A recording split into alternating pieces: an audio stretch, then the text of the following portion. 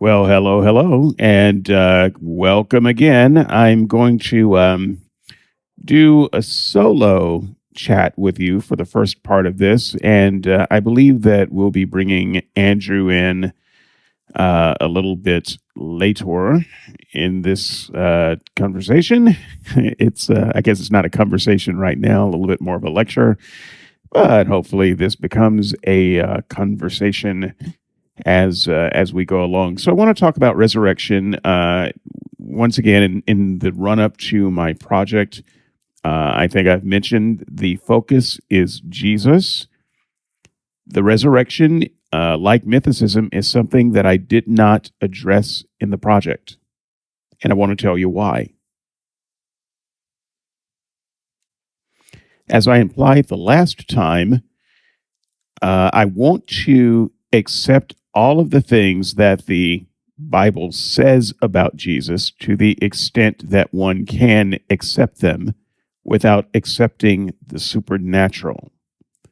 So that means we can just go through and take most of it as read. That's partly why the mythicism part of it didn't matter. Doesn't matter. I acknowledge that I am a mythicist, but it doesn't matter that I'm a mythicist because I'm taking the story as read, that there was a Jesus and that he mostly did the things that people said he did to the degree that I can. He had a ministry. He taught things pretty much as given in the Gospels to the extent that they don't conflict with other things that he said, that sort of thing. So I'm taking as much of it on board as I can. And so with regard to the resurrection, I'm taking as much of that on board as I can also, because I contend that for the type of argument that I'm making, the resurrection really doesn't matter. It doesn't matter. I could grant some understanding of the resurrection, and it would not change my case about Jesus at all. So I know that sounds strange. And when Christians talk about the resurrection, they often present it as if it were some type of trump card. You can talk about all of the things like walking on water, turning water into wine, or something that a virgin birth, things that seem a little bit ridiculous, and they can say things like, well, okay, skip all that, it doesn't matter. If he rose, then he's God and Christianity is true.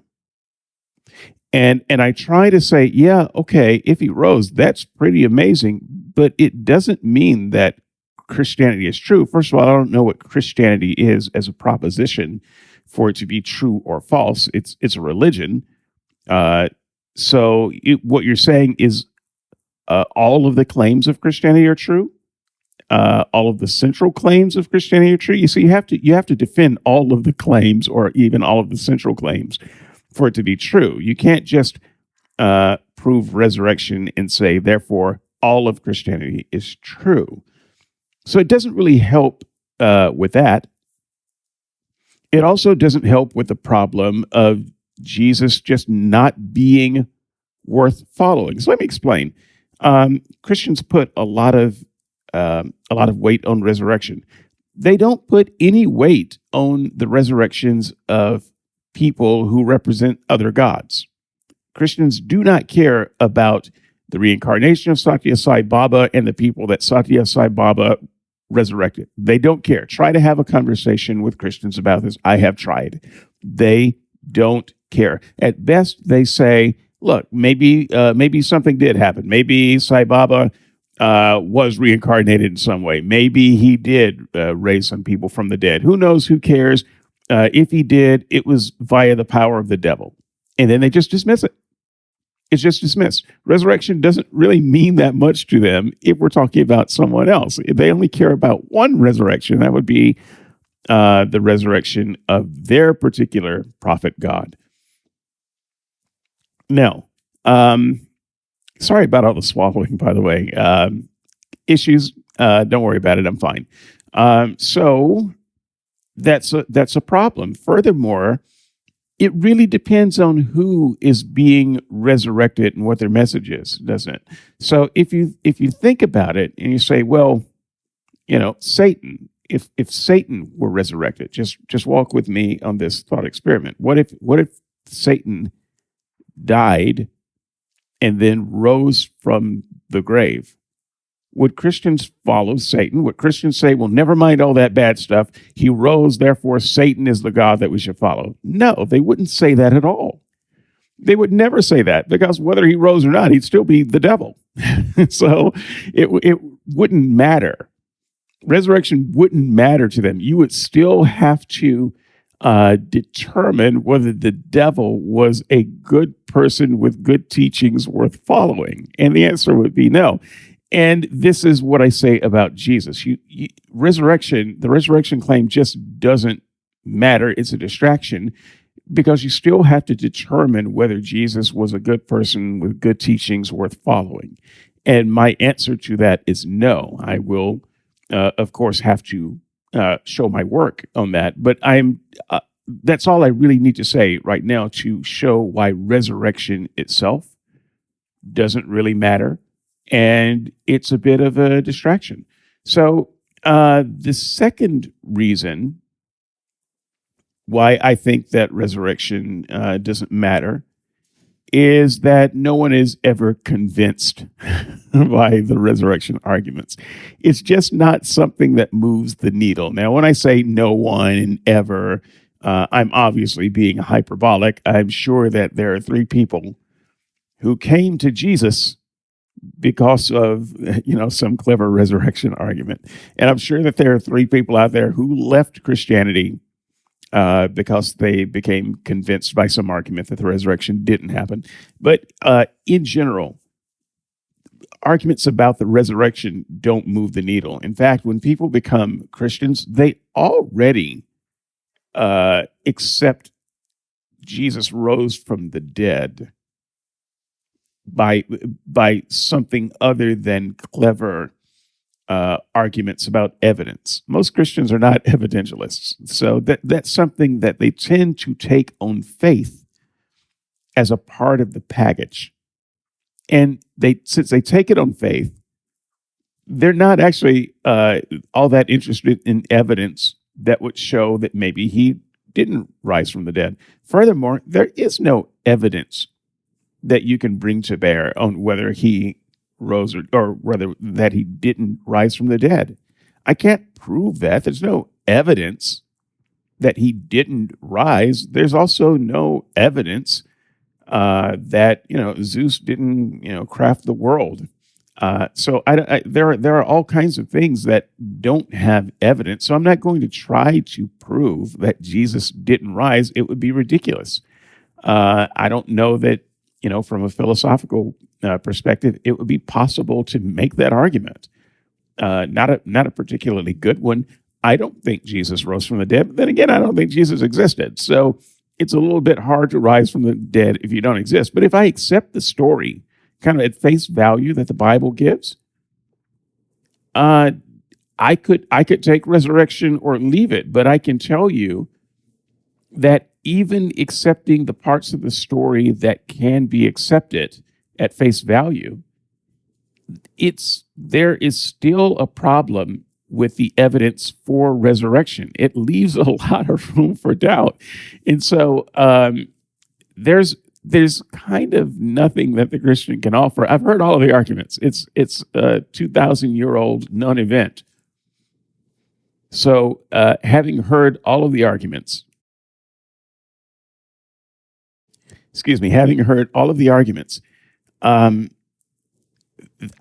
I can't imagine that there is some argument that a Christian could give that would cause me to fall down on my knees and say, you're right.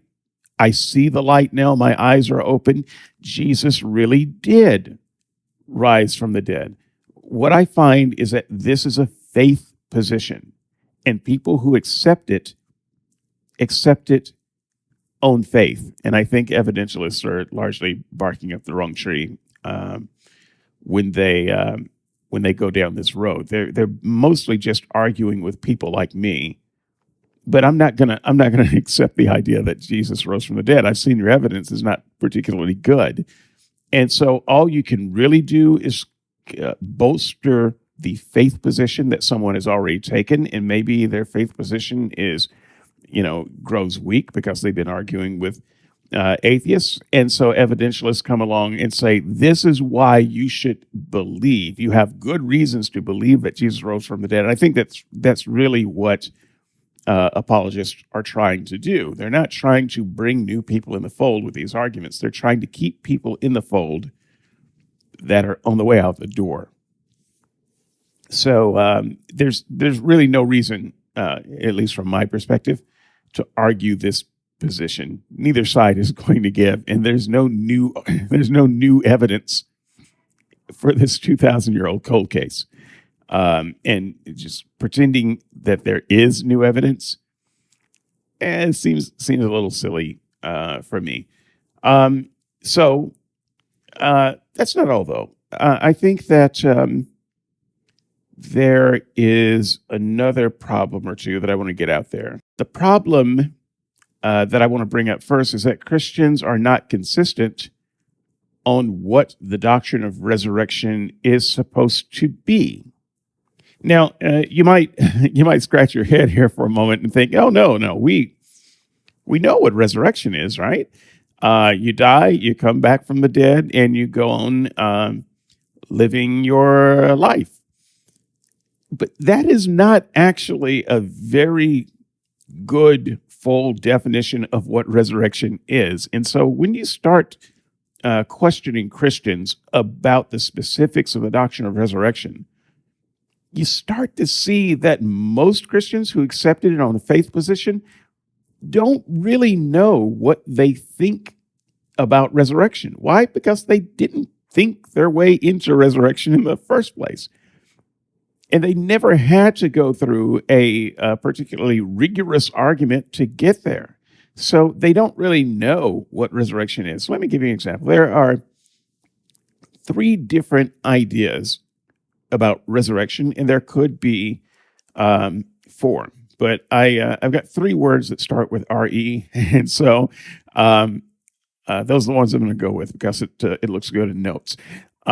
So the first one is revivification. Revivification. Okay, so the first part of that word is the one that's important. Revive. To revive. So you expire and then you've revived. So nothing particularly interesting has happened with revivification because the really interesting thing about resurrection is not just coming out of a grave and living again. It's the type of life that you rise to. That's interesting. You rise to walk in a newness of life. There's a new kind of life. There's something new that's supposed to be happening with resurrection. So if the only thing happens is that you rise from the ground after being expired and then you're revived, that's not really in its full measure what resurrection is. That's not the Christian doctrine of resurrection. And yet it's called resurrections. The Bible has about 10 resurrection accounts in it. There are 3 in the Old Testament. There are 4 in the New Testament specifically, including Jesus, plus the great uprising of Matthew 27, the zombie apocalypse uprising. And then there are 2 more in the book of Acts. So out of these 10 resurrection events, only one of them is interesting to the Christian, which is Jesus' resurrection. Well, why is that? Why don't they point to Lazarus' resurrection when they're talking about the wonders of resurrection? Well, they don't care about Lazarus' resurrection. They could care less. They don't talk about Eutychus. Who's Eutychus? They don't care. Dorcas. They don't talk about Dorcas or Dorothy, whichever name you want to go. She went by both. Um, in fact, I think most Christians probably don't even know those names. That's fine. Um, they don't care about those resurrections because those are mere revivifications. So those people were dead. They were really dead. And then they were revived to go on and live their lives. But here's the kicker. They all died again. They all died again. So the Christian would say, well, that doesn't count. So even though they're happy to call that a resurrection, that's not really the resurrection they're talking about. So revivification. Now, the resurrection of Jesus also has elements of revivification because he died, he's put in a tomb, angels move the stone out of the way, he gets up out of the tomb. He doesn't, for instance, leave the tomb without moving the stone. He's got a body. It's his same body. We'll talk about that in just a second. The stone has to be removed. Roll that stone away. Okay. Or did he go through the tomb? When the angels rolled the stone away, was Jesus in it or was he not in it? Or did the angels roll the stone away? I don't want to get too caught up in the details about the stone. The point is, Jesus had a body. He died, he was put in a tomb, and he was revived. So there is an element of revivification in the Jesus resurrection. But the difference is, but he doesn't die again. And so he's the only one who had a real resurrection. So what else then defines resurrection if it's not just revivification? Might it be reconstitution? Okay, reconstitution is my way of saying whatever cells you had in your body, whatever atoms, whatever bits made up your physical body. We're not talking about your soul. Forget about your soul. Your physical body, whatever cells made up your physical body when you died are reconstituted into your new body. Okay, so reconstitution. A way of speaking of this doctrine, and this is what I grew up hearing, this phrase, you might be familiar with it. There is a one-to-one correlation between the body that dies and the body that rises. One of the greatest, most recognizable voices in Christian radio during a time when I listened to a lot of Christian radio was Hank Hanegraaff, the Bible Answer Man.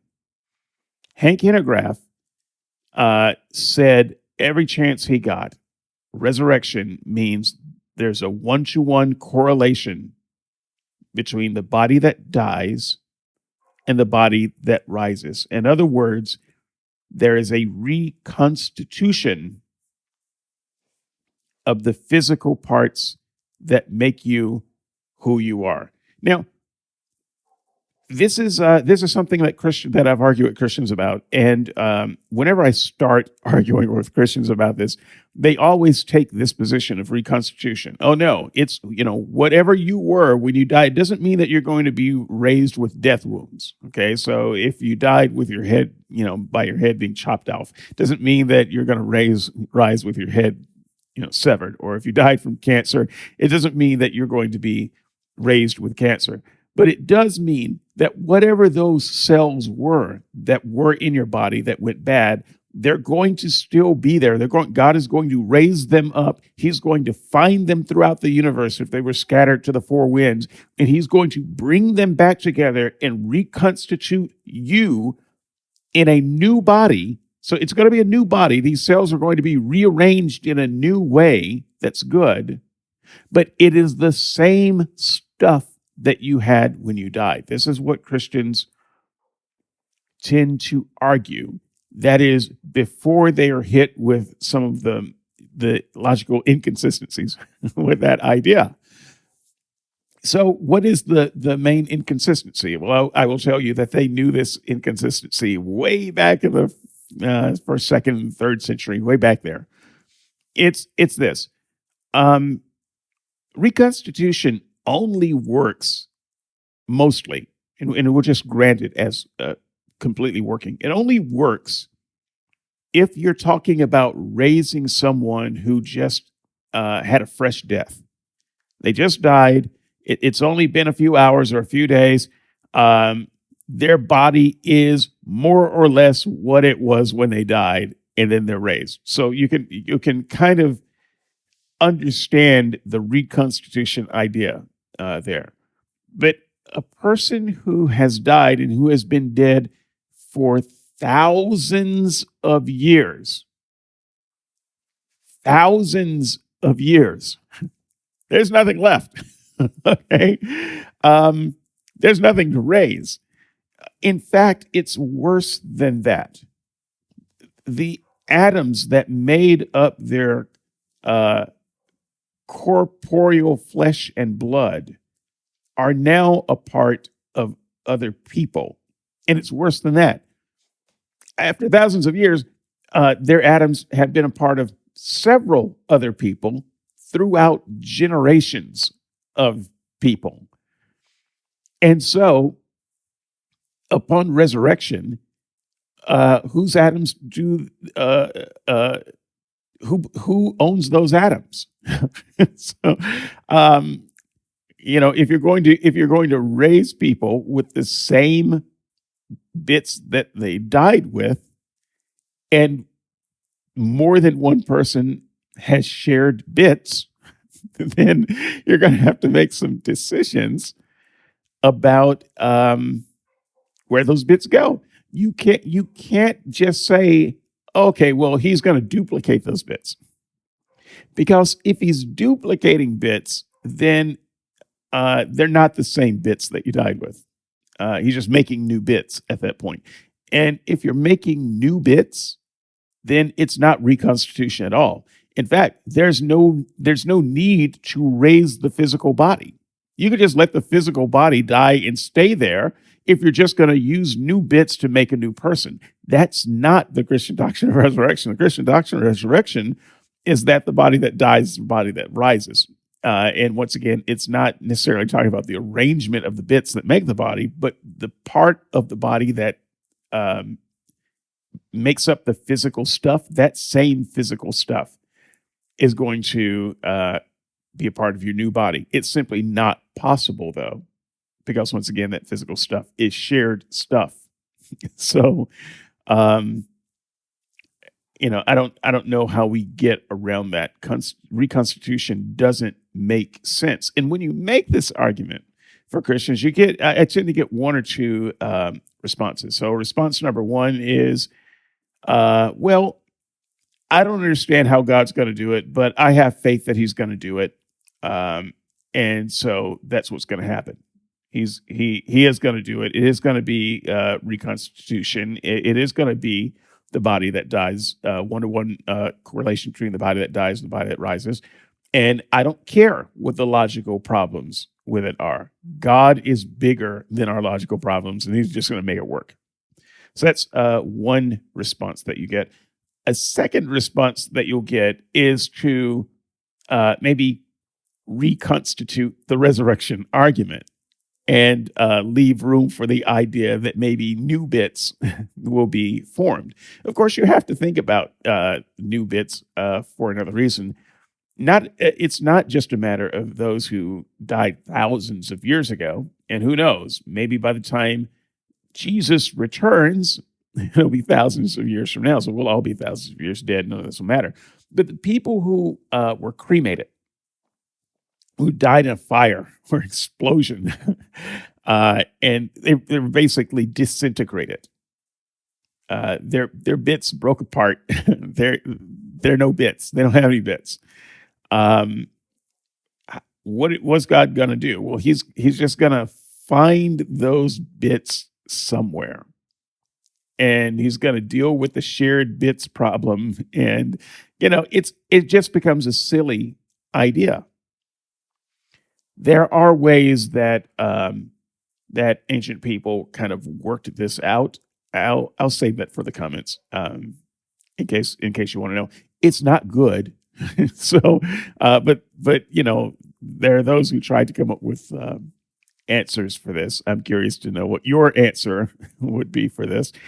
So the third idea of resurrection I've already talked about a little bit, and that would be recreation. So there's revivification, there's reconstitution, and there's recreation. Now, recreation is one that, for me anyway, the way I grew up, I would say that you cannot have recreation and the biblical doctrine of resurrection, because if your body does not rise from the grave somehow, whether there's a body in there or not, if your body doesn't rise from the grave and get reconstituted in some way, it's not resurrection. Nothing of you was raised up at all. God just took some new dirt and made a new you. That's recreation. That's a different doctrine altogether. So if you think about this example, you'll understand why that doctrine would be so heretical. What if Jesus did not physically come out of the grave? What if his body was still in the grave today? Would Christians say that he rose if God had simply made him a new body from new stuff and put his spirit in the new body? Would Christians say that that's the doctrine of resurrection? No, they would not. It's only resurrection because in their mind, there is an empty tomb where the stuff of Jesus was, and then was reconstituted, and then was not. That's why it matters. That's why resurrection is what it is. And so if all we're doing is recreation, if what God is doing is, maybe he's using some of your cells, but to get the whole body, he's getting some new stuff out there and putting, making a new clay golem, that's not resurrection at all. Okay, the last point I want to raise is kind of a strange one. I know, but just follow me, okay? It's a question: how dead is dead? How dead is dead? How dead was Jesus? Was he really dead, or was he more of a Princess Bride, mostly dead? Okay, so it sounds like I'm once again being skeptical for no good reason, but follow me for a moment. I was doing some reading just the other day. I came across an article. The title of the article, if I recall correctly, was something like 15 people who woke up in a morgue after being pronounced dead. So I looked into this a little bit. It's a question that I've looked into on and off over the years, just to be perfectly honest. But I did a little bit of fresh research to see if there were new incidents of it, because this happens sometimes. It happens in developed nations. It happens in the U.S. It happens in places that aren't so developed. But it happens everywhere, and it has happened over time, all the time. There's never been a time period where we didn't mistakenly declare someone dead who wasn't dead. I mean, it's easy to declare someone dead. It's easy to look dead. In fact, it's easy to misdefine dead. And so, what is dead? So we have some very medical, specific, detailed definitions of what dead is. But that actually only applies to the country where you live, or if you're in a federation of countries, it applies there. But surprisingly, it doesn't apply the same for everyone around the world. So dead in one place may not be quite as dead in another place. Just to give an example, there's a difference between being dead uh, as far as your heart stopping and being dead as far as brainwave activity. Now, it used to be that we considered the heart the center of life. And so if the heart stopped, then a person stopped living. They were dead. Well, that's not very dead these days because we can restart a stopped heart. When we restart a stopped heart, that doesn't mean that anyone has been resurrected. Now, we're not so good at jump starting stopped brains. And so this is why the definition has changed. But not everyone in the world adheres to that definition. Furthermore, just casually speaking, say a battlefield um, declaration of death, it's not so easy to tell. Even good doctors can mistake someone for dead when they're not actually dead. Their heart has stopped beating. It's really easy, mostly easy to tell when someone's heart has stopped beating. It's really hard to tell when there's no brain activity. And so, for a really accurate call of time of death, you need a kind of a laboratory situation in order to do that, a hospital situation to do that. And so, yeah, a person can be declared on the spot, and most of the time, 90% of the time, maybe 95, 96, 98, 99% of the time, you're going to be right. But you're going to be wrong some percentage of the time when you declare someone dead, and all you are able to do is look at their pupils and listen for a pulse, feel for a breath. A person might be mostly dead and still be alive. So, that said, how dead was Jesus? And how would anyone know? Because whatever the standard is today, it is almost a certainty that the standard would have been much lower for first century Palestine, for Roman soldiers. They're not doctors. Now, one of the things that Christians say is, oh, these soldiers, they knew how to kill somebody. Oh, boy, when they killed you, you were dead. There's no question about whether you're going to be dead if a Roman soldier got a hold of you. This is special pleading. This is a Christian's way of saying there is no way they could have been mistaken in the case of Jesus, and this is simply not true. In fact, there is no reason to expect a Roman soldier to be more accurate than anyone else when declaring someone dead. Sure, it was their job to make sure that a person was dead and out of the hair of the Roman Empire. But even if a person was mostly dead, what happened to crucifixion victims, and what would have likely happened to Jesus, provided there was a Jesus on a cross, is that they're thrown in a mass grave. That's it. They're thrown in a mass grave and they're buried. So if they're mostly dead, they're going to be dead in a few hours. So it's not going to matter. They're not going to survive for days in that mass grave. That's simply not going to happen. So yeah, dead. How dead was Jesus? And how would we know? You see, there is no way for us to know. Even if you're just relying on the story, okay, and you accept the story as read, like I'm trying to do, you just accept the story as read. How do you know?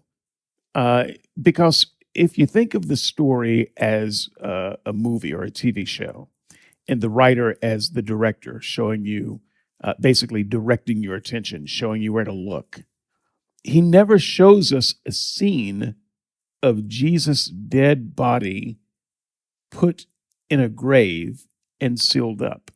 We never see that. We never at any point see Jesus dead in a grave. It never happens. In fact, what would happen if this were a movie is Jesus would cry out, "It is finished," and then fade to black. and then fade to the scene, and there's some women at a tomb that's empty. So it's kind of left to our imagination that Jesus was taken down and put in this grave and guarded by Roman soldiers, and that there was no question about the chain of custody. But what happened, at least my understanding of the story, is that Jesus is taken down and his body is then remanded to the custody of a wealthy Jew who was a follower of Jesus, certainly a sympathizer of Jesus, named what's his face? The guy with the tomb that I can't remember. I should pause this and go back and look it up because I'm having a brain fart, but you know who I'm talking about. Joseph of Arimathea. There it goes. So Joseph of Arimathea takes charge of the body, and the Romans are pretty much done with the body. Now, later, we're told, well, okay, the Romans post soldiers just in case someone tries to steal the body. I think this is very clearly a later addition, was not a part of the original text at all. I can tell you why I think that, but it's irrelevant to this part of my objection right now. So let's just assume that all that happened. But what also we have to assume happens is what is said in the story, which is the body is taken down and taken charge of by Joseph of Arimathea, someone who is obviously a sympathizer of this Jesus person. Otherwise, they wouldn't have been providing a new tomb, not one that was used, a new tomb, which would have been a pretty expensive piece of land for someone that they thought was an instigator. So, okay. So how do we know that he was dead and not mostly dead? Because remember, what would have normally happened is that the Roman soldiers would have thrown the body into a mass grave. They didn't do that. So they turned the body over to Joseph of Arimathea, and then if Jesus had any life in him at all, he could have been nursed back to life, nursed back to health over the following 3 days. Because once again, we never actually see him in the tomb. The Roman soldiers don't put him in the tomb. And when the women go to anoint the body, he's not in the tomb. So from what we see, he's never in the tomb. The tomb is always empty, except for the fact that there are some garments not worn that are supposedly in the tomb. Some strips of cloth where he would have been in which he would have been laid to rest, and there were, if you care to believe this part of the story, 1 or 2 men, boys, or angels in the tomb. But what we don't see in the tomb is the dead body of Jesus, and nobody sees it. None of his disciples see it. The women don't see it. Nobody sees it. So that's an interesting, just an interesting little thing that teases the back of my mind and has for some time. Jesus may have been dead enough for his time, but maybe not dead enough for our time. And the story and observations could still be true. It could look like a resurrection because nobody actually saw him dead and in the tomb. And here he is now, not dead and out of the tomb. This is if you take the story at face value. If you don't take the story at face value, you don't even need to go down the road this far. So at any rate, I just wanted to cover some of these things. By the way, I'll probably bring up this point when we bring Andrew on. And rather than bringing Andrew on in this recording, I'm going to bring him on in a separate conversation because mostly what I wanted to focus on this time around was why I did not include resurrection in my project. and why I don't think it is particularly interesting or important. And when Andrew comes around for our conversation, we are going to talk about why resurrection is unconvincing. So those are two different things. First of all, why resurrection is unimportant, and second, although there's quite a bit of crossover there, why resurrection, at least as presented by the Bible and by Christians, is unconvincing. Why is it that we atheists, when we hear the story about Jesus' resurrection, when we read our Bibles, and most of us have, why are we not convinced? Are we just so hard of heart that we could never be convinced of anything? Is that really what you think? Because I can tell you, there are atheists who are convinced of a lot of batshit crazy things, okay? Being an atheist doesn't make you not crazy, and it doesn't make you not believe in weird things. I mean, the crazy that atheists can get up to rivals the crazy that religionists can get up to. So there's no difference there. So what is it about the resurrection of Jesus that can make even some of the craziest atheists not believe it? So that's what we're going to talk about in that conversation. Thanks for your time, and we'll talk to you again.